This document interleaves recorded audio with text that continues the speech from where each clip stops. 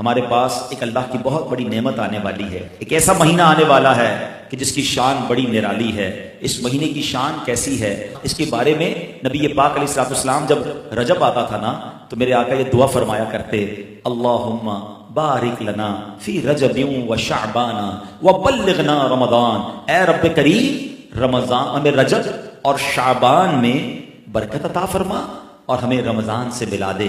رجب کا احترام کرنا یہ اللہ کو کتنا محبوب ہے۔ حضرت عیسیٰ روح اللہ علی نبینا علیہ الصلوۃ والسلام کے دور کا میں آپ کو ایک واقعہ سناتا ہوں کہ ایک شخص تھا، ایک مدت سے ایک عورت کے بارے میں اس کے دل میں برے خیالات تھے، اور ایک بار اس کو موقع ملا، اس عورت پر اس نے کنٹرول حاصل کر لیا۔ قریب تھا کہ وہ گناہ کرتا، اس نے دیکھا کہ لوگ چاند دیکھ رہے ہیں، تو پوچھا یہ مسلمان، وہ مسلمان بھی نہیں تھا، غیر مسلم تھا، تو اس نے کہا یہ لوگ کس چیز کا چاند دیکھ رہے ہیں، کس مہینے کا چاند دیکھ رہے ہیں؟ تو کہا مسلمان جو ہیں رجب کے مہینے کا چاند دیکھ رہے ہیں۔ اللہ اکبر! جب اس نے سنا کہ رجب آ گیا ہے وہ اس عورت سے دور ہو گیا، گناہ سے باز رہا۔ اللہ کریم نے حضرت عیسیٰ علیہ السلام پر وحی بھیجی کہ اے عیسیٰ اس شخص کے پاس جاؤ، اس سے ملاقات کرو۔ جب آپ اس کے پاس گئے، اپنی تشریف آوری کا سبب بیان کیا۔ اللہ اکبر! جب اس نے سنا اس کا دل نور اسلام سے جگمگا اٹھا، کلمہ پڑھ کر مسلمان ہو گیا۔ پتہ یہ چلا کہ پہلے زمانے میں صرف مسلمان نہیں، غیر مسلم بھی اس مہینے کا ادب کیا کرتے تھے۔ رجب کے ورڈز کتنے ہیں؟ 3، را، جیم اور با۔ سبحان اللہ! علماء کہتے ہیں اس کی انٹرپریٹیشن بڑی خوبصورت علماء نے بیان کی۔ را سے مراد رحمت الہی، جیم سے مراد بندے کے جرم، با سے مراد بر یعنی بھلائی۔ گویا اللہ کی رحمت یہ اعلان کر رہی ہے کہ میری رحمت اور میری بھلائی کے درمیان میرے بندوں کے جرموں کو کر دو تاکہ میری رحمت اس کی بخشش فرما دے۔ This is the time to repentance۔ رجب توبہ کا مہینہ۔ سبحان اللہ! رجب کے بارے میں آتا ہے کہ رجب اللہ کا مہینہ ہے، احادیث میں ملتا ہے رجب اللہ کا مہینہ ہے۔ آقا فرماتے الشعبان شہری، شعبان میرا مہینہ ہے اور رمضان میری امت کا مہینہ ہے۔ تو یہ بہت خوبصورت سیکوینس شروع ہو رہی ہے۔ یہ مہینے ضائع کرنے والے نہیں، ہاں یہ مہینے اللہ کی رحمت کو لوٹنا ہے اس مہینے میں۔ اور سبحان اللہ! ایک بہت خوبصورت بات میں بتاؤں کہ نبی پاک علیہ الصلوۃ والسلام فرماتے ہیں 5 راتیں ایسی ہیں جس میں دعا رد نہیں ہوتی۔ حدیث پاک فرمایا رجب کی پہلی رات، 15 شعبان شب برات جو ہوتی ہے، ٹھیک ہے، پھر فرمایا جمعرات اور جمعے کے درمیان کی رات، نمبر 4 عید الفطر کی چاند رات، نمبر 5 عید الاضحیٰ کی چاند رات۔ اور رجب کے روزوں کی تو کیا بات ہے، احادیث میں یہ فضیلت آتی ہے جو رجب میں پہلے دن کا روزہ رکھے، پہلے رجب کا 3 سال کے گناہوں کا کفارہ ہے، دوسرے دن کا روزہ رکھے 2 سال کے گناہوں کا کفارہ، اور تیسرے دن کا روزہ رکھے تو 1 سال کے گناہوں کا کفارہ۔ پھر پورا رجب جو ہے وہ ہر روزہ جو ہے وہ 1 مہینے کے گناہوں کا کفارہ ہے۔ اب تو سردیوں کے دن ہیں، ویسے ہی ہم میں سے کئی لوگ لیٹ لنچ کرتے ہیں، 6 سوا 6 بجے افطار ہو جاتا ہے، ہو سکے تو نفلی روزے رکھیں، یہ عبادت کا مہینہ ہے۔ علامہ صفوری رحمۃ اللہ تعالی علیہ فرماتے ہیں کہ رجب بیج بونے کا مہینہ ہے، شعبان پانی ڈالنے کا مہینہ ہے، اور رمضان فصل کاٹنے کا مہینہ ہے۔ اور بڑی خوبصورت اس کی تفصیل بیان فرماتے ہیں کہ جو بندہ رجب میں عبادت کا بیج نہیں بوتا، شعبان میں ان بیجوں پر اپنے آنسوؤں سے پانی نہیں ڈالتا، آبیاری نہیں کرتا، وہ رمضان میں رحمت کی فصل کیسے کاٹ سکے گا؟ تو دس از the time to prepare yourself۔ یہ تو وقت آ گیا مسجد کی طرف آنے کا، تلاوت کرنے کا، روزے رکھنے کا۔ اگر کوئی دوری ہو گئی ہے عبادت سے تو پھر جڑ جائیں، اور رحمتوں والے مہینے شروع ہو رہے ہیں۔ تو اے میرے پیارے اسلامی بھائیوں، اللہ کرے کہ ہم رجب میں اللہ کی عبادت کر کے اپنے گناہوں کی معافی مانگ کے ہم اس رجب کو اس طرح گزاریں۔ اور رجب میں ایک اور کام کرنے کا بڑا زبردست میں آپ کو بتا دوں کہ نبی پاک علیہ الصلوۃ والسلام فرماتے ہیں، حضرت عبداللہ ابن زبیر رضی اللہ عنہ سے روایت ہے کہ جو ماہ رجب میں کسی مسلمان کی پریشانی دور کرے، اللہ عز و جل اس کو جنت میں ایسا محل عطا فرمائے گا جو حد نظر تک وسیع ہوگا۔ تم رجب کا اکرام کرو، اللہ کریم 1000 کرامتوں کے ساتھ تمہارا اکرام فرمائے گا۔ اللہ کرے کہ ہماری کوئی نماز قضا نہ ہو، ہم اس میں نفلی روزے رکھیں، اس میں درود پاک کی کثرت کریں، استغفار کی کثرت کریں۔ اللہ کا مہینہ ہے، خوب اللہ کی طرف لو لگائیں کہ یا اللہ تیرا مہینہ آ گیا، بندہ بھی تو میں تیرا ہوں، میرے مولا تو میری مغفرت فرما دے۔ اللہ ہمیں اس مہینے کی برکت عطا فرمائے۔ نبی پاک علیہ السلام فرماتے ہیں بے شک صدقہ کرنے والوں کو صدقہ قبر کی گرمی سے بچاتا ہے، اور بلا شبہ مسلمان قیامت کے دن اپنے صدقے کے سائے میں ہوگا۔ جب سایہ نہیں ہوگا، جب بہت گرمی ہوگی، جب بڑی تپش ہوگی، سوچو صدقہ کرنے والا کتنا خوش نصیب ہے، اور وہ اور خوش نصیب ہے جو روزانہ کچھ دنوں کے بعد جب موقع ملتا ہے دیتا ہی رہتا ہے۔ میرا سایہ بڑا ہو جائے، میں اس گرمی میں کہیں تپش میں مارا نہ جاؤں۔ اگر اس نیت سے صدقہ دو کہ مولا کریم قیامت کے دن کی گرمی سے بچا لیجیے تو انشاءاللہ صدقہ دینے کا لطف بھی اور آئے گا۔ یا الہی گرمی محشر سے جب پھڑکے دامن محبوب کی ٹھنڈی ہوا کا ساتھ ہو، یا الہی جب زبانیں باہر آئے پیاس سے ساقی کوثر شہے جود و عطا کا ساتھ ہو۔ اے میرے بیچ اسلامی بھائیو، صدقہ دینے میں بڑی جس کو کہنا خوشی دلی کے ساتھ آگے بڑھ کر ان موقعوں سے فائدہ اٹھانا چاہیے۔ صدقہ عمر میں اضافے کا بھی باعث بنتا ہے۔ جی ہاں، بڑا کمال کا واقعہ ہے۔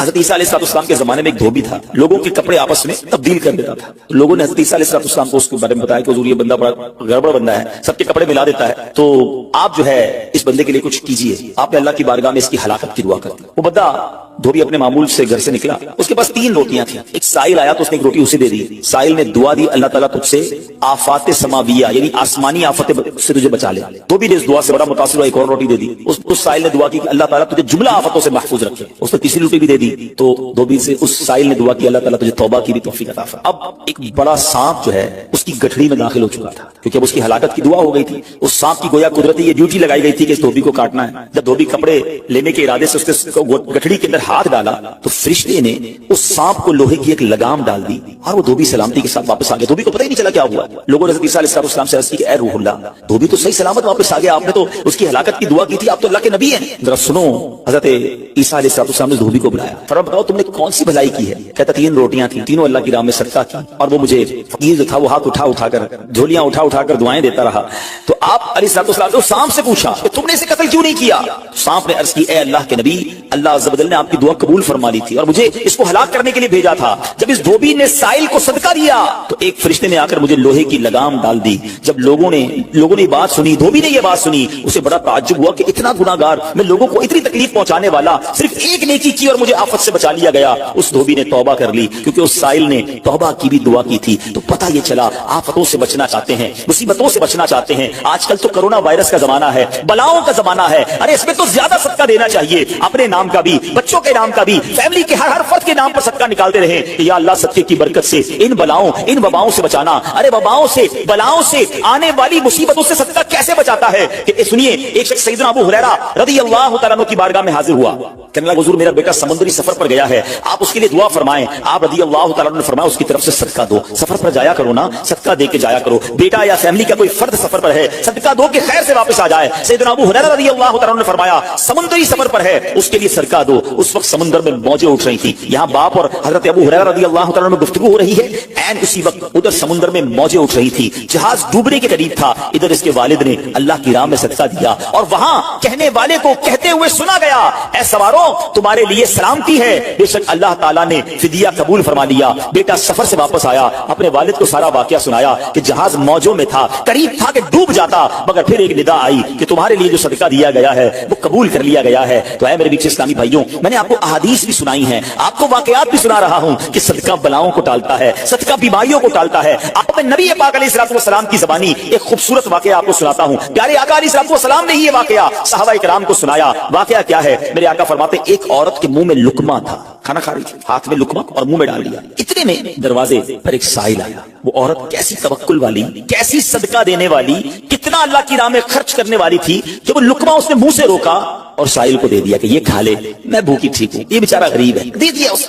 چھوٹی سی بات تھی، ایک لقمہ کیا ہوتا ہے؟ کچھ لوگ ہی کہتے ہیں پیسے تھوڑے جیب میں، 5 10 15 روپے 50 روپے 100 روپے کے صدقے سے کیا ہوگا، میں تو خود غریب ہوں۔ سنو ایک ہی لقمہ تھا نا، دیگ نہیں تھی بریانی کی، ایک لقمہ تھا، اور یہ واقعہ سرور کائنات علیہ الصلوۃ والسلام اپنے صحابہ کو سنا رہے ہیں۔ فرمایا وہ لقمہ اس عورت نے روکا اور فقیر کو دے دیا۔ اب اس عورت کے کچھ عرصے بعد بچے کی ولادت ہوئی، بچہ تھوڑا سا بڑا ہوا، باہر ماں کے ساتھ چلنے لگا، گھومنے پھرنے لگا، تو باہر گیا تو ایک بھیڑیا آیا اور بھیڑیا آ کر اس کے بچے کو اس نے منہ سے پکڑا اور بھاگ، ماں پیچھے بھاگ رہی، میرا بیٹا میرا بچہ، اور بھیڑیا آگے بھاگ رہا ہے۔ اللہ اکبر، اللہ تبارک و تعالی نے ایک فرشتے کو حکم دیا کہ بھیڑیے کے پیچھے جاؤ، اس کے منہ سے بچہ چھین کر لاؤ اور اس کی ماں کے حوالے کر دو، اور ماں کو کہہ دینا اللہ عز و جل نے تم پر سلام بھیجا ہے اور فرمایا ہے کہ یہ لقمے کے بدلے لقمہ ہے۔ है। बात आई समझ में? अपना लुकमा जो तुमने मेरी राह में दिया था, भेड़िए के लुकमे से तुम्हारे बेटे को बचाया है तुम्हारे रब ने, अल्लाह ने सलाम भेजा है। ऐ मेरे मीठे इस्लामी भाइयों, ये हदीस बता रही है कि गुनाह, नेकी जो थोड़ी सी भी हो ना, वो जाया नहीं की जाती, वो अल्लाह के यहाँ महफूज है। जुमे के खुतबे में एक हदीस सुनते हैं, अल बिर्रु ला यबला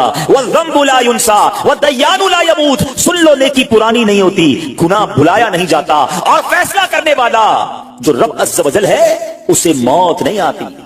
अब हमें सोचना है कि हम नेकी कर भी रहे हैं कि नहीं, कि गुनाह कर करके अपने अकाउंट को भरी जा रहे हैं। ये छोटे छोटे सदके जब जब मौका मिले, माशाल्लाह हम जुमा पढ़ने जाते हैं, कल भी जाएंगे मस्जिदों में, हमने देखा होगा मस्जिद का डब्बा आता है सामने, कुछ ना कुछ डाल दिया करो इस नीयत के साथ यार थोड़े और जमा करा दूं अपनी आखिरत में, थोड़े और अपने पैसे जमा करा, थोड़े और आगे चले जाएं। और ये मैं ऐसे खुद नहीं कह रहा, सुभान अल्लाह। मैं आपको बड़ी खूबसूरत 2-3 हदीसें सुनाता हूं। पहले तो ये समझिए कि आजकल दुनिया में मैं और आप ये चाहते हैं कि हमारे जो पैसे हैं ना सिक्योर रहे। आजकल बड़ा अजीब मामला, अचानक आग लग जाती है, किसी के पैसे चोरी हो जाते हैं, लोग परेशान रहते हैं, सिक्योरिटी मिल जाए। ठीक है, तो मैं आपको एक हदीस सुनाने जा रहा हूं। नबी पाक अलैहिस्सलाम फरमाते हैं, अल्लाह के हबीब अलैहिस्सलाम फरमाते हैं कि रब अज़्ज़ वजल फरमाता है, यानी ये हदीस कुदसी है। अल्लाह फरमाता है, ऐ इब्ने आदम, अपने खजाने में से मेरे पास कुछ जमा कर दे, अपने पैसों में से कुछ पैसे मेरे पास जमा कर दे। मैं हदीस का खुलासा अर्ज कर रहा हूं, न जलेगा, न डूबेगा, न चोरी किया जाएगा। सुनो कैसी सिक्योरिटी है। इंश्योरेंस आजकल लोग कराते हैं जिसमें बाज़ औक़ात हराम इंश्योरेंस होती है। मैं आपको सुभान अल्लाह एक ऐसी गारंटीड मदनी इंश्योरेंस बता रहा हूं कि रब फरमा रहा है, अल्लाह फरमा रहा है, अपना माल मेरे पास जमा करा दे, न जलेगा, न डूबेगा, न चोरी होगा। और अल्लाह फरमाता है, मैं उस वक्त तुझे पूरा बदला दूंगा जब तू इसका ज्यादा जरूरतमंद होगा। कौन सा वक्त होगा वो? क़यामत का दिन, जब बच्चा मां के पास जाएगा ना, मां एक नेकी दे दे, मां फंस गया हूं, एक नेकी चाहिए, मां उस एक नेकी में भी बेटे की मदद नहीं करेगी। मां जाएगी औलाद के पास कि बेटा मेरा एक गुनाह ले लो, औलाद कहेगा मां से कि नहीं मैं तुम्हारी मदद नहीं कर सकता। बाप बेटे की हेल्प नहीं करेगा, ऐसा हाल। मगर कौन हामी होगा? अल्लाह अकबर। मेरे आला हजरत से पूछो, फरमाते हैं, रजा उनके सिवा रजा कोई हामी नहीं जहां। कहां? क़यामत के दिन क्या होगा? उनके सिवा रजा कोई हामी नहीं जहां। गुजरा करे पिसर पे फिदर को खबर ना हो, बेटे पे गुजरेगी बाप भी जवाब नहीं देगा। जरा तसव्वुर करें, इमेजिन करें, क़यामत का दिन होगा, किसी का नामा अमाल तोला जा रहा हो और एक नेकी की वजह से वो फंस जाए, गुनाह एक ज्यादा है, पलड़ा बिल्कुल एक नेकी की वजह से नीचे है। कितना याद आएगा कि काश थोड़ा और सदका कर लेता, काश 2 रकअत नफल पढ़ लेता। नफल छोड़ देते हो ना, नफल ही है ना, दुरूद नहीं पढ़ते, जिक्र इलाही नहीं करते, छोटी छोटी नेकी समझकर छोड़ते हो। अगर ये छोड़ते वक्त ख्याल आए ना कि कहीं ऐसा ना हो कि वही एक नेकी कम पड़ गई और मैं अल्लाह ना करे जहन्नम में न डाल दिया जाऊं। फअम्मा मन सकुलत मवाज़ीन, जिसकी तोले भारी हो गई, कुरान कहता है, फहुवा फी ईशतिर रादिया, वो मन मानते चैन में ऐश में होगा। और जिसकी तोले हल्की पड़ गई, अम्मा मन खफ्फत मवाज़ीन फउम्मुहु हाविया वमा अदराका मा हिया नारुन हामिया, जिसकी तोले हल्की पड़ गई, वो नीचा दिखाने वाली गोद में है, और वो क्या है तुमने क्या जाना? शोले मारती भड़कती हुई आग, यानी जहन्नम में डाला जाएगा अगर तोले हल्की पड़ गई। तो अगर अपने उस स्केल को भारी करना चाहते हो तो अल्लाह फरमा रहा है, उस वक्त में लौटाऊंगा जब तुम ज्यादा जरूरतमंद होगे, जब तुम्हें ज्यादा जरूरत होगी। ये सिक्योरिटी है। अच्छा, फिर कुछ लोग बड़े अजीब हैं, वो कहते हैं यार पैसे तो हमने खर्च कर दिए, रमजान में दी ना, ज़कात भी पूरी दे दी, बड़ा काउंट करके चलते हैं, बस पूरे हो गए भाई, अब अगले साल आना। वो अल्लाह के बंदो, जब रब तुम्हें रोज दे रहा है, अताएं दिए जा रहा है और तुम कैलकुलेट करके लॉक कर देते हो सबके को, ऐसा ना करो।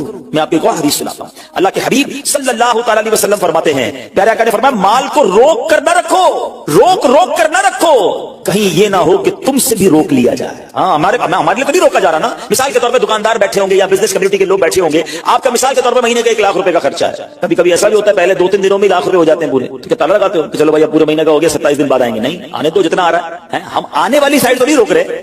हाँ, खर्च अल्लाह की राह में करने वाली रोक लेते हैं। जब वो देने में नहीं रोक रहा तो तुम अल्लाह की राह में खर्च करने में ना रोको। मैं हदीस सुना रहा हूं कि रोक कर खर्च न करो, रोक कर ना रखो, कहीं ये ना हो कि तुमसे भी रोक लिया जाए। एक दूसरी रिवायत में कि नबी पाक अलैहिस्सलाम ने फरमाया, खर्च करो, गिन कर ना रखो, कहीं ये ना हो कि अल्लाह भी तुम्हें गिन कर ना दे, कहीं ये ना हो कि अल्लाह भी तुम्हें गिन कर दे। और बचा कर ना रखो, कहीं ऐसा ना हो कि अल्लाह भी तुमसे बचा कर रखने लगे। उधर से रुक गया ना, अताएं रुक गई तो कहां जाएंगे? आप देखिए। अच्छा, आज के दौर में थोड़ा सा आप सर्वे कर लें, जितने लोग आपको सबका खैरात, चैरिटी करने वाले, खाना खिलाने वाले, आपको जो लोग मिलेंगे ना, आप देखिए उनका सरमाया बढ़ ही रहा होता है, उनका माल में इजाफा ही हो रहा होता है, क्योंकि अल्लाह पाक उन्हें दुनिया में भी नवाज रहा होता है। तो है मेरे पीछे इस्लामी भाइयों, फिर कितनी चीजें आप देखिए कि बच रही हैं, बलाओं से बच रहे हैं, आफतों से बच रहे हैं, रिस्क में इजाफा, बुरी मौत से बचाओ, क़यामत के दिन अपने सदके के साए में बंदा रहे, दुनिया में माल में इजाफा, यानी बेनिफिट ही बेनिफिट है, फायदा ही फायदा है। अल्लाह की राह में खर्च करना, और सच्ची बात بات یہ ہے کہ یہ بریلینٹ کمال کی انویسٹمنٹ ہے کہ جو آپ کو ملے گی. اچھا دنیا میں لوگ معاذ اللہ ثم معاذ اللہ سود پر پیسے دیتے ہیں, حرام جہنم میں لے جانے والے کا پیسے دیتے ہیں اور وہ بڑھا کے دیتے ہیں, ہے نا, بینک میں رکھواتے ہیں, ادھر سے بڑھ جاتے ہیں. جہاں جہاں غیر شرعی کام ہے میں اس کی بات کر رہا ہوں. تو کبھی بھی ایسے منافع کی طرف نظر نہیں ہونی چاہیے, کیونکہ سود پر کام کرنے والا یہ اللہ سے جنگ کرتا ہے. اللہ مجھے آپ کو ہماری نسلوں کو حرام روزی سے بچائے, فقط حلال روزی عطا فرمائے. مگر آؤ میں آپ کو ایک ایسی انویسٹمنٹ بتا رہا ہوں جس میں اضافہ بھی ہوگا, اور ایسا اضافہ ہوگا کہ دنیا میں کوئی آپ کو ایسا منافع نہیں دے گا. اور یہ میں نہیں کہہ رہا, حدیث پاک کا مفہوم ہے. ہم جب صدقہ کرتے ہیں میرے اور آپ کے ہاتھ سے نکلتا ہے, اللہ کے حبیب علیہ السلام فرماتے ہیں جس کا مضمون ہے کہ جب صدقہ بندے کے ہاتھ سے نکلتا ہے, ہاتھ سے نکلتے ہی اللہ کے دستے قدرت میں چلا جاتا ہے, اور اللہ تمہارے صدقوں کو پالتا ہے جیسے تم جانور کو پالتے ہو. چھوٹا بچڑا ہوتا ہے, چھوٹا جانور ہوتا ہے, ایسا ایسا بڑا ہوتا ہے نا. فرمایا جب بندہ کھجور کا صدقہ دیتا ہے نا, قیامت کے دن اس کھجور کے صدقے کا رب کریم اسے احد پہاڑ جتنا ثواب عطا فرمائے. بڑھتا جائے گا, بڑھتا جائے گا, تھوڑا تھوڑا صدقہ بھی قیامت کے دن اللہ نے چاہا پہاڑوں کی مانند ملے گا. تو میں آپ سے پوچھتا ہوں